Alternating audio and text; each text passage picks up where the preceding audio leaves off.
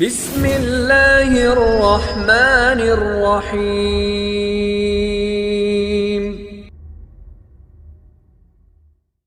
آج کا سوال ہے، اسلامی ریاستوں میں غیر مسلموں کی کیا صورتحال رہی ہے؟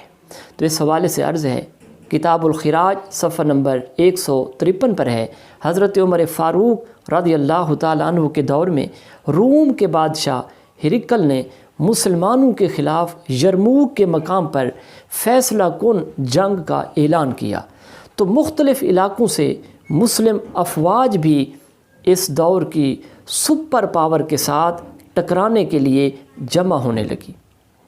حضرت ابو عبیدہ بن جراح رضی اللہ تعالی عنہ نے بعض مفتوحہ علاقوں سے بھی مسلمان کمانڈرز کو اپنے علاقے چھوڑ کر رومی افواج سے جنگ کے لیے جمع ہونے کا حکم جاری فرمایا۔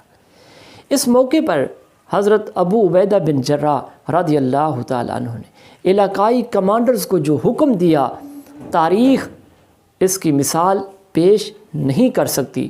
آپ نے حکم دیا کہ مفتوحہ علاقوں کے غیر مسلم شہریوں سے جو ٹیکس وصول کیا گیا ہے وہ انہیں واپس کر کے یہ اعلان کیا جائے کہ اطلاعات موصول ہوئی ہیں کہ ہمارے مقابلے کے لیے شاہ روم نے بہت بڑی فوج جمع کی ہے اور ہمارا وہاں پہنچنا ضروری ہے۔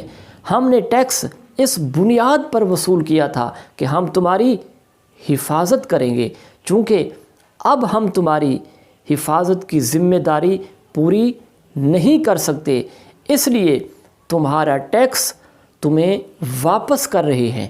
تاہم اگر اللہ تعالیٰ نے ہمیں فتح عطا فرمائی تو واپس آنے کے بعد ہم سابقہ معاہدے کے مطابق تمہاری حفاظت کی بھی ذمہ دار ہوں گے اور ٹیکس بھی وصول کریں گے۔